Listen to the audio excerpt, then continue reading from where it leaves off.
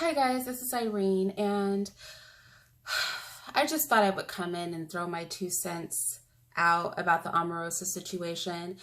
I want to start by saying I actually don't care about the Omarosa situation. I don't care. It's completely irrelevant to me, but I will speak on it nonetheless. And I want to first say that the president calling her a dog, it doesn't matter to me. She was his dog. I know that the liberal left media, okay, sorry, I can't draw on my conditioning because I'm not conditioned, not to that degree.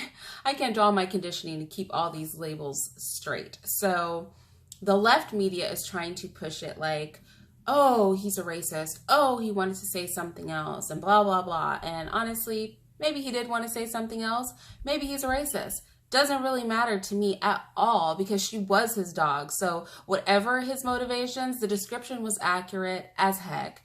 And it's just the reality of the situation. She was his lap dog, and now she's being disobedient. And if he wants to call her by her name, then so be it. It is what it is. But with that said, all of these people in the media on both sides are dogs.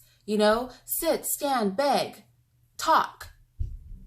They do it. They say what they're told to say. They read their teleprompters. They have their talking points.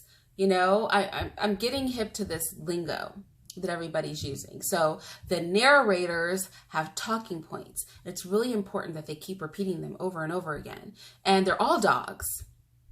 So just because one of their, pseudo masters, because he's just a pseudo master, like he wants to be a master. And that's probably the problem that the elite have with him, is he wants to claw his way up to real power, because right now he has a little bit of power and he has enough connections with some second, third tier powered people that he's trying to claw his way up the elitist ladder. And clearly somebody who's really at the top of the ladder isn't really feeling him a whole lot. So there's a war going on there, but this is not our battle. The elite trying to climb over each other and reach the top of their creepy, evil, wicked ladder, it has nothing to do with us, except for the fact that they keep trying to push us in one direction or the other based on what their agenda is. And that is more the issue than anything, not Omarosa. I even say for the tape, she said she heard a tape where the president uses racial language, the N-word specifically, several times in the tape. And I just don't care. I know nobody's going to be honest in the comments, but I really wish you would, white people. Have you ever used the N-word? I mean, I'm going to guess that most of you haven't walked up to a black person and used the N-word because nobody's trying to fight, But be honest. Like, in your life, have you ever used it even just one time? Have you ever used just racial language negatively just one time? I think if everybody is honest, everybody's probably used it one time. Heck, I have a bunch of, mixed children running around the house, and I can't say that I've never said anything that could be racially negative to another race or about another race. I'm sure that I have. That's part of my conditioning, right? We've all been conditioned to think that there are all these races. And so as part of that conditioning, at some point in our life, when we were more ignorant people, or maybe you're still an ignorant person, I don't know, we've probably used language or said something derogatory about somebody we perceive to be of a different race than us, not recognizing that we're all just human beings, and this, my melanin or your lack thereof, or somebody's, medium melanin does not mean that we're different. We're not literally dogs. Like the media are dogs. Omarosa might be a dog, but we're not dogs. We're not animals. We're human beings. You know what I mean? I'm not a chihuahua and you're a bulldog. That's not what's going on here. So with that said, I don't care that he's ever used that language in the past. I don't think that speaks to anything. I really don't. It could speak to everything or it could speak to nothing at all. Um, because I think we could pull a card on everybody, like everybody in this virtual room, we could pull a card on. I think the bigger problem for me, the bigger problem is that, you know, he needs to get control over his people. He really does. I recognize that he could be having people that are flipping for different reasons because, you know, his lawyer's flipping. I mean, maybe somebody has something on his lawyer, so he's flipping. Maybe he pissed the guy off, so he's flipping. Like, it doesn't really matter. The thing is, he needs to get control over his camp. That's something that I want more out of a president.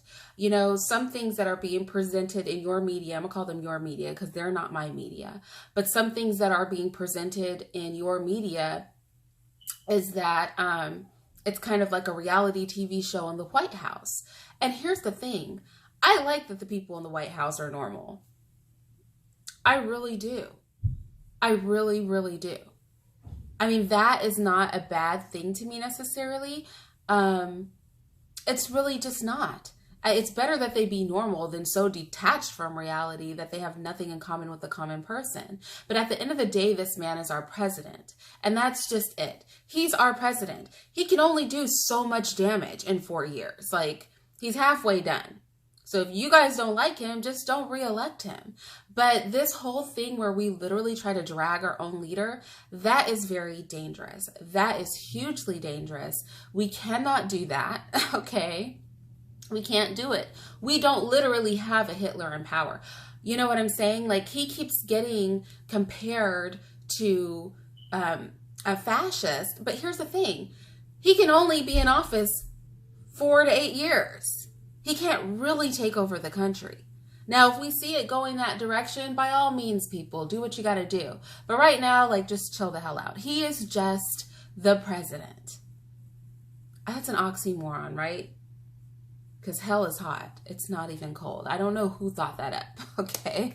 But anyway, you know, he is our president. And especially if you are Christian, whether you like him or not, we're really commanded to be in subjection to our leaders and to pray for them, not to work against them.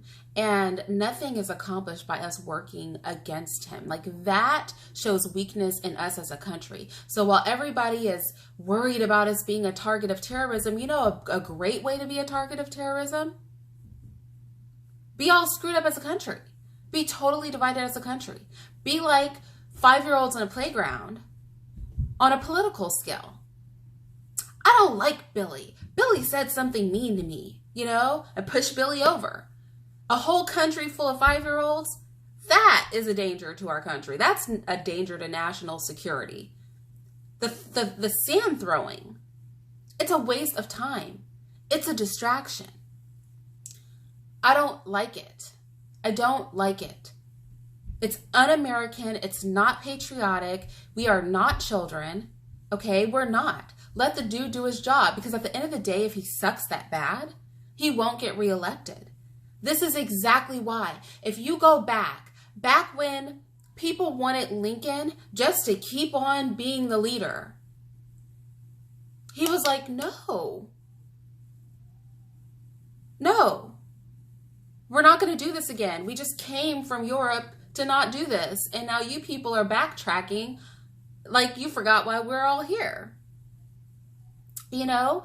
And so our system is set up to kind of fail safe a crazy person just staying in office for long periods of time. So this like overreacting, this dramatic, you know, sort of like action movie, drama movie behavior is totally uncalled for.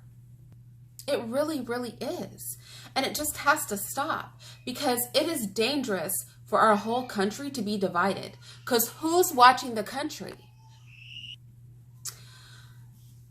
Yeah, I don't know. Like I said, I'm not bothered with Omarosa. My thing is, she's a dog. She's exactly what the president said. Like I said, I don't agree with everything our president does. I'm not for every policy he's trying to make. I don't think, you know, he's, you know, the second coming at all. But at the end of the day, he is our president. And I could care less about Omarosa. You know, maybe it'll be good for a little entertainment, but you know, when you're entertained, like your mind is turned off. And so we just need to disengage from like this whole situation. Unless she comes out with something that is truly a danger to national security, like, you know, our president is really not American. He's actually from, some other country and is infiltrated the government. You know what I mean? Like, unless this is about something serious, let this man do his little, 2 years he's got left in office. Let him do it. It's not going to hurt anything. Okay. It's 4 years. Life is long, people. It's 4 little funky years that this guy gets in office. It's not that serious. And, I'm very suspect of this weakening and division during his presidency. Sorry, I've had a lot of kids, so pregnancy is what comes to my mind. But during his presidency, we have to stop getting caught up in this whirlwind. And really, for us Christians, we can't be a part of this at all. Like, we just have to disengage from this mess. And for those of you that are not Christians, if you care about our country, you can be dissatisfied with our president, but then you have a chance to speak. Speak as we replace the seats for Congress. Speak with your vote next term. Speak that way. Have these conversations. But all of this buying into what the media is putting out and then taking that in, and then you in real life, like they're on TV acting a fool, but you're in real life acting a fool. And this, the real world is really what counts. We cannot behave the way the television claims so many people are behaving. Okay, when you walk outside, it's not all alt-right and Antifa protests everywhere. I know it's not. Okay, but we will make that the reality if we buy into this stuff and we get caught up into this stuff. These little isolated pockets of 20 and 30 people, 100 people, whatever it is, there are millions of human beings in this country. Millions. And most of us are not a part of this. I mean, most of us. We are talking about 0.000 something percent that the people are pointing a camera at, and they're trying to make this like, this is so relevant. And it is not that relevant. I had never heard of alt-right until literally one of my commenters was like, alt-right is so scary. And I'm like, what is alt-right? Antifa. No, they were like, Antifa is so scary. And I was like, what is Antifa? I have never heard of Antifa. I leave my house several times a week. And I live I just moved from San Francisco. And now I live in the 4th largest city in the country. And I have never heard of Antifa. The fact that I had to find that out online lets you know that this is not a real problem. When have you came across an Antifa protest? I'm just asking you. When have you bumped into an alt-right KKK person in your real life? Has this happened?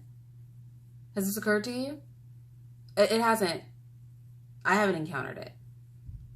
But the media is making it like these people are they're everywhere. They're just doing the absolute most. And I'm not buying it. I don't care what Omarosa has to say. Honestly, we really just have to not with this situation. Like, the media is not a source of good information for us. How many times can you listen to them say the same thing over and over again? Push the same agenda over and over. Like, the world is huge.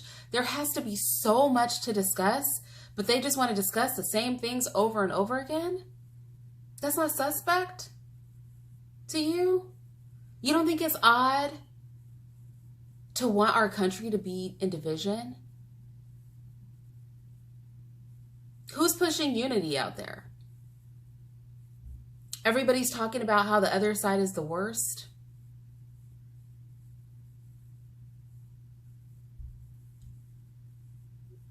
I don't know. I would really ask myself about that. That doesn't seem right to me. I love my country. I refuse to get caught up, and you should refuse to get caught up in these shenanigans. Like, this is not how we do business. We don't do business like this. This is not what we do.